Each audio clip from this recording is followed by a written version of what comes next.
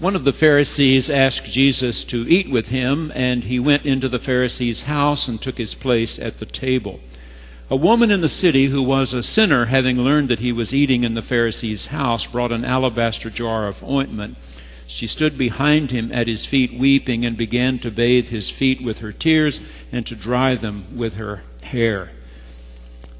Now when the Pharisee who had invited Jesus saw it, he said to himself, "If this man were a prophet, he would have known who and what kind of woman this is who's touching him, that she is a sinner." Jesus spoke up and said to him, "Simon, I have something to say to you." "Rabbi," he replied, "speak."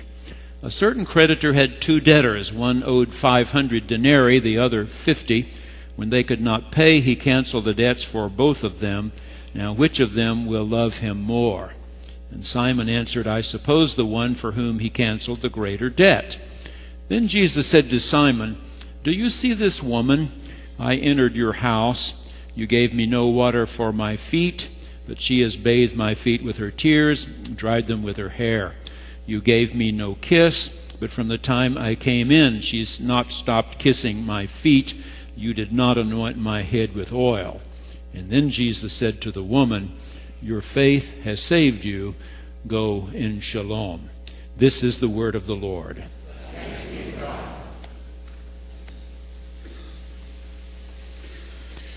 Whenever we read stories about money in the Bible, I think we never grasp how dramatic these stories were to the first people who heard them, because monetary values have changed so much. When we read from scholars that Jesus grew up in a little village of 200 to 250 people, and that the people there were on subsistence living, that may fly right past. You have to hear Jesus' stories about how the men would go into the marketplace and hope somebody would come and hire them for the day. Beans to be picked, grapes to be harvested, olives to be scooped up off the ground. And if they worked all day, they would receive 1 denarius, enough to buy dinner and breakfast for their family for 1 more day. I've told you this about my father and mother. It's absolutely true. My father and mother married in 1939. The Great Depression still had Texas and Oklahoma in its grasp. My father had dropped out of high school because he was the only son in the family. He had 5 sisters and a mother. They had borrowed from the bank to plant their crops. They had a little 100-acre farm.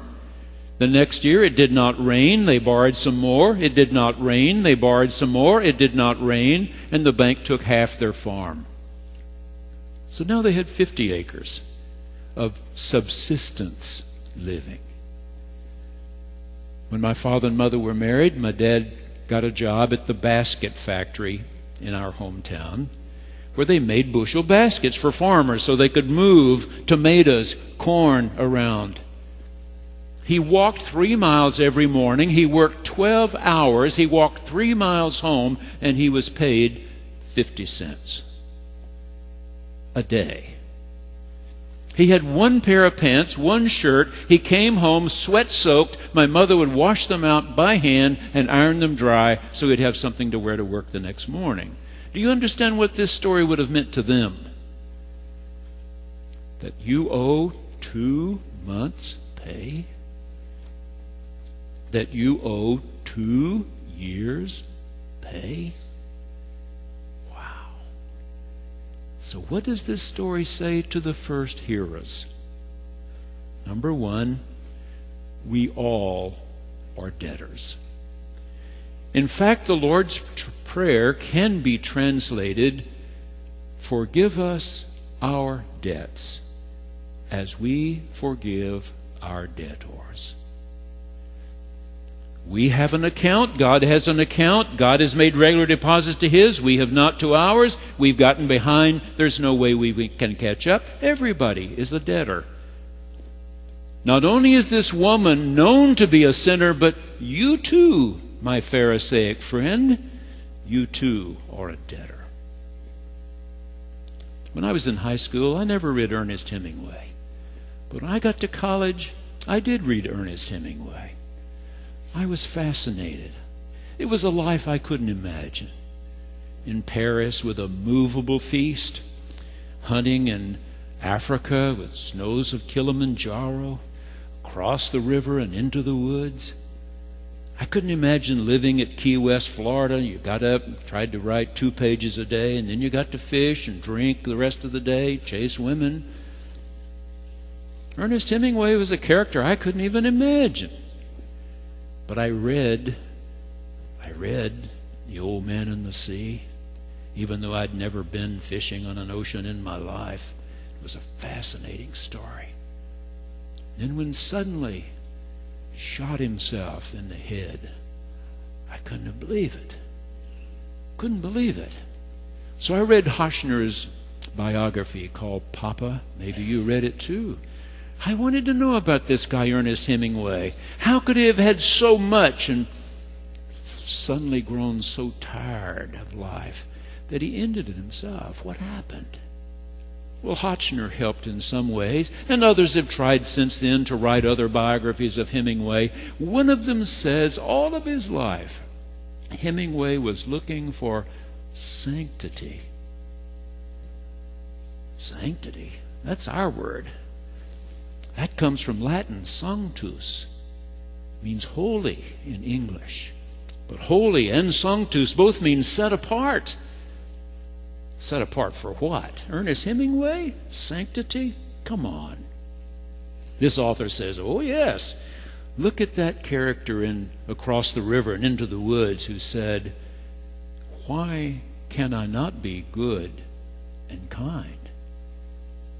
Oh God, help me not to do the bad. And then he concludes, I believe Ernest Hemingway really wanted to be a different kind of person from the one he was. But he self-destructed at every turn. We're all debtors. Paul said we've all fallen short of the glory of God. Number 2, the creditor forgave the debts. Those who owed 2 months' pay and those who owed 2 years' pay. Forgave them all. Dr. Scott Peck wrote a very successful book some years ago called A Road Less Traveled. In that book he says, any relationship needs regular deposits to be made into it, because every relationship has some times when you're just withdrawing. And if you haven't made sufficient deposits, you'll bankrupt that relationship. When I was a boy, I had friends. My best friend, 12 years, first grade through 12th. Mike was just the best friend. And then he went away to college, Texas A&M, took civil engineering. And I started theology studies to become a minister. A couple of years later, when I saw him, we didn't have anything to talk about. And the next time I saw him, we had even less.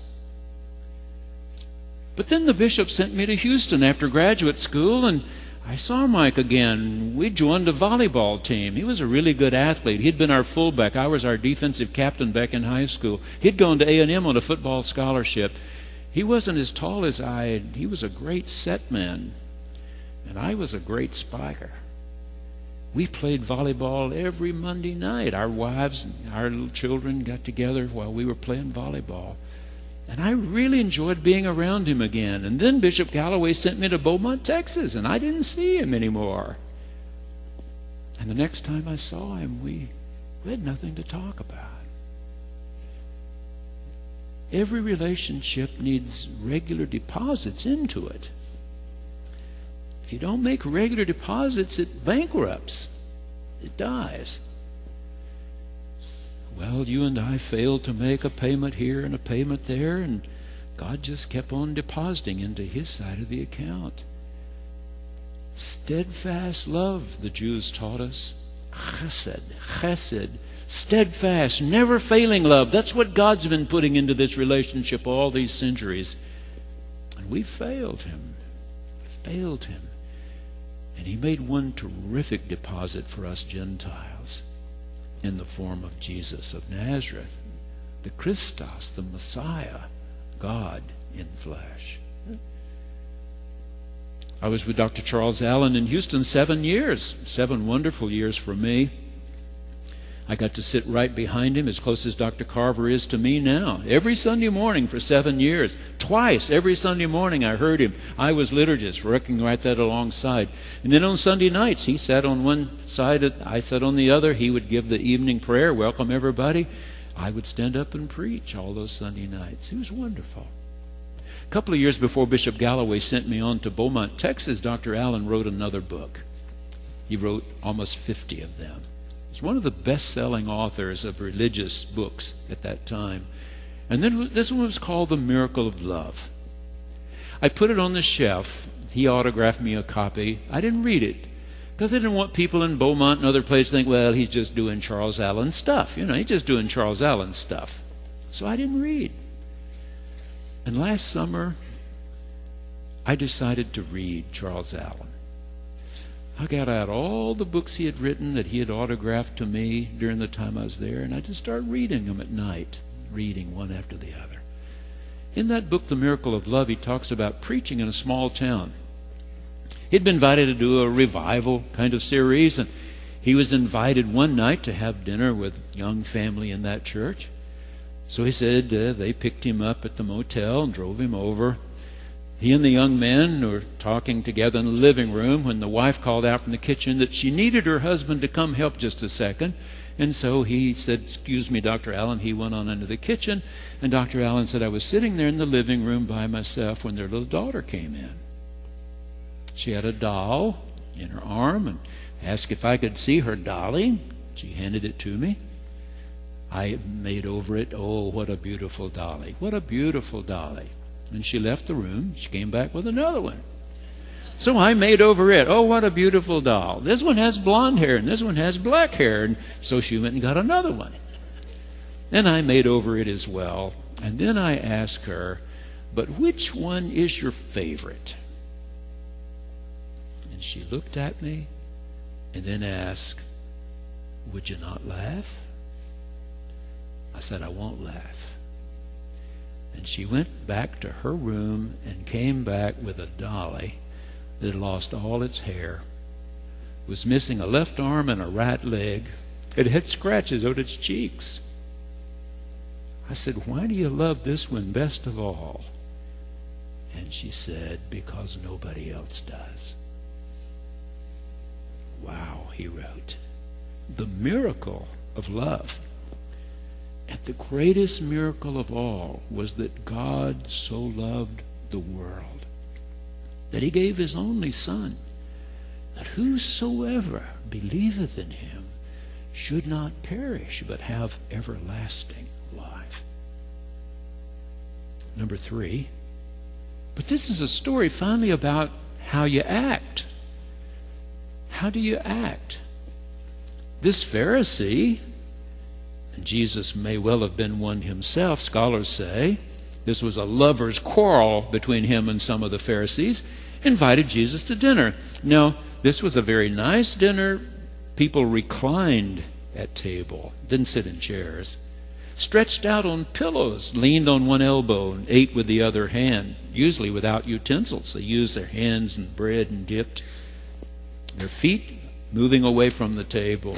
A woman started weeping at Jesus' feet, tears dropping onto his feet. So she started wiping the tears off his feet with her own hair and kissing his feet.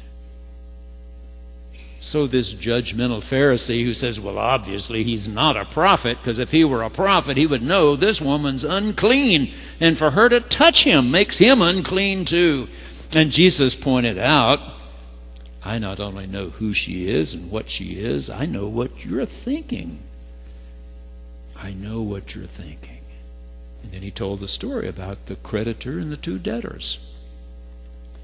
And then he pointed a finger at the Pharisee and said, you know, if you were a really good host, when I arrived, you would have furnished water for me to wash my dusty feet. If you were a really good host, you would have kissed me on either cheek when I arrived. If you were a really good host, you would have taken some of that lanolin from the sheep and given it to me to put on my dry, wind-blown hair. She's done all of this for me. What do you do? The Bible's strong on hospitality. Hospitality, meeting the need of the other. A couple of months ago, I was standing in the great hall here behind after church, greeting people as they left, telling them thank you for coming, thank you for helping us. And suddenly a couple I didn't recognize at all, and the man said, I'm James Underwood. He introduced his wife to me, and I said, I'm glad to meet you, James and Dorothy. How are you? Fine. Are you new in Tulsa? Well, no, we live in Centralia, Illinois. I said, oh, just passing through? Well, no, they said we have family here in Tulsa, and they wanted us to come to Boston Avenue today.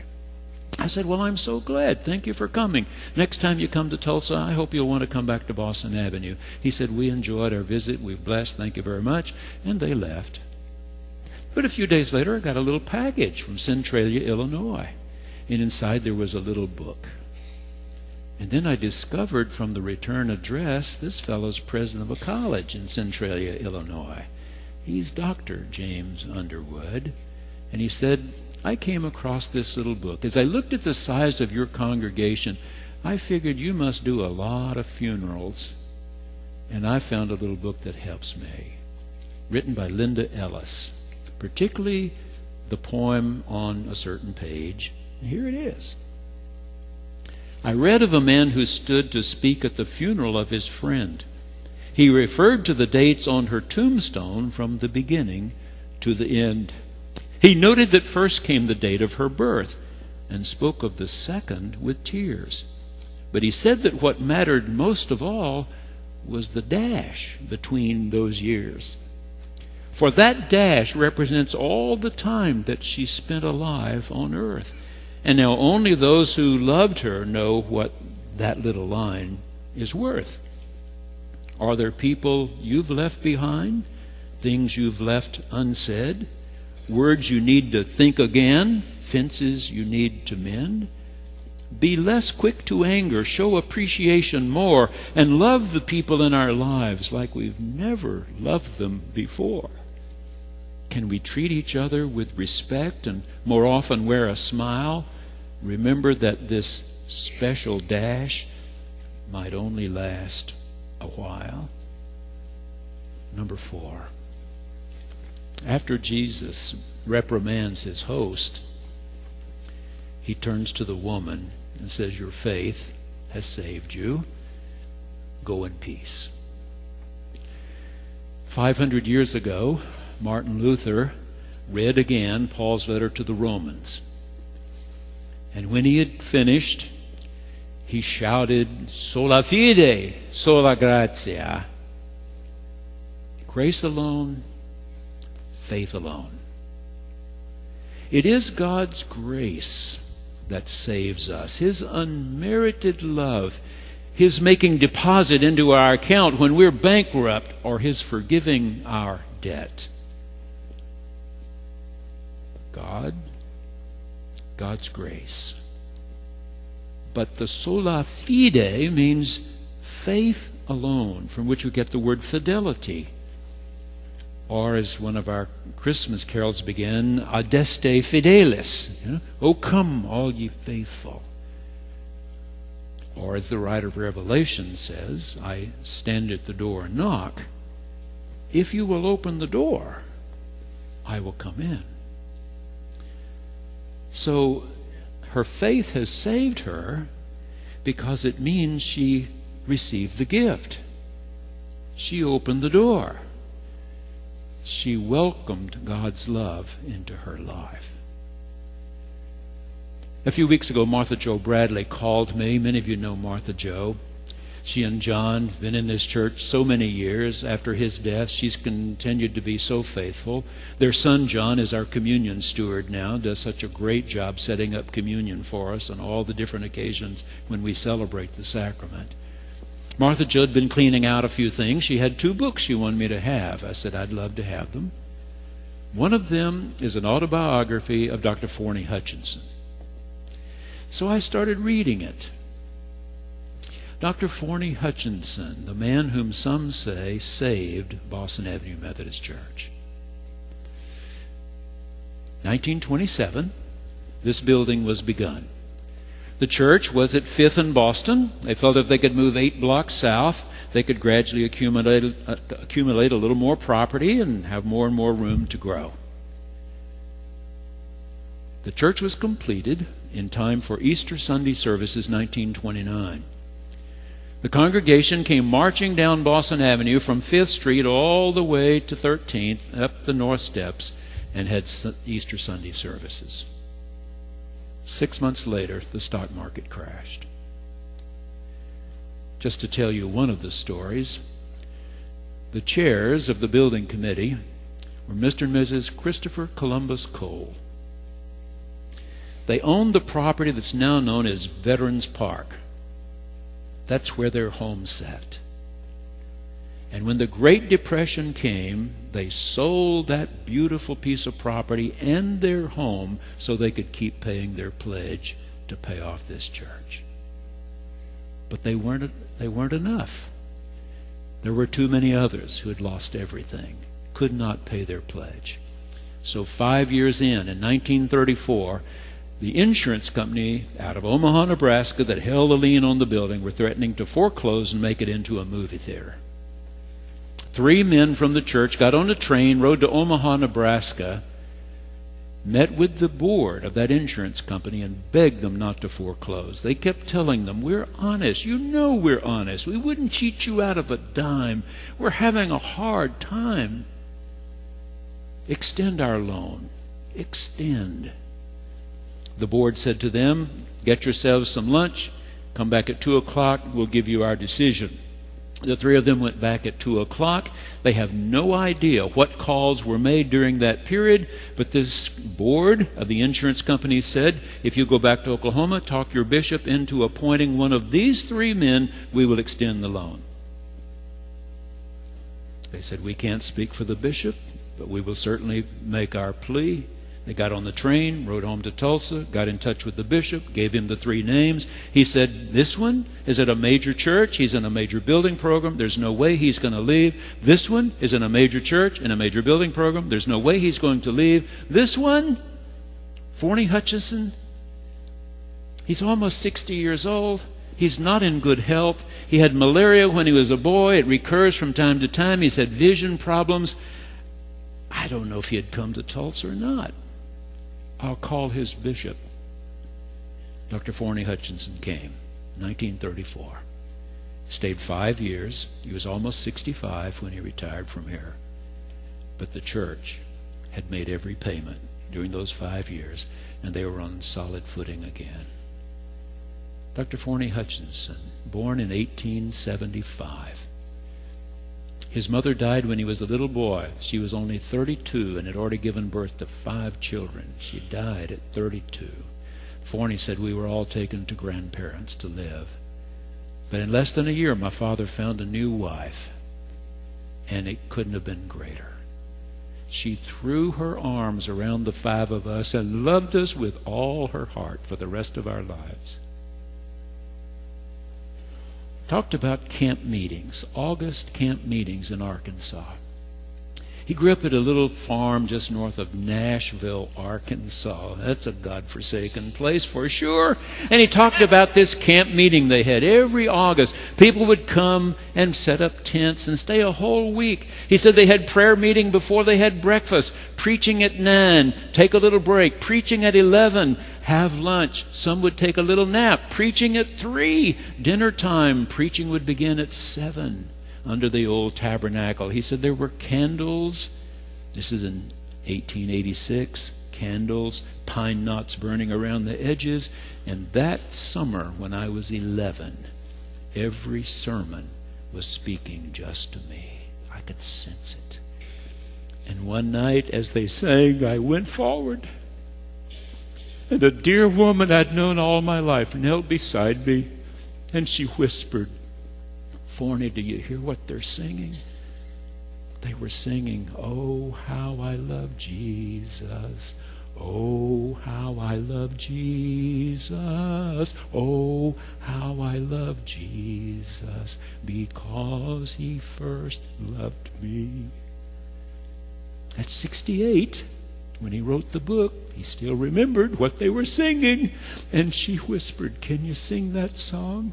I nodded my head. She signaled to the preacher. He brought a pitcher of water, and as I felt it running down over my head and into my collar, this wonderful peace and assurance swept over me. I had done the right thing.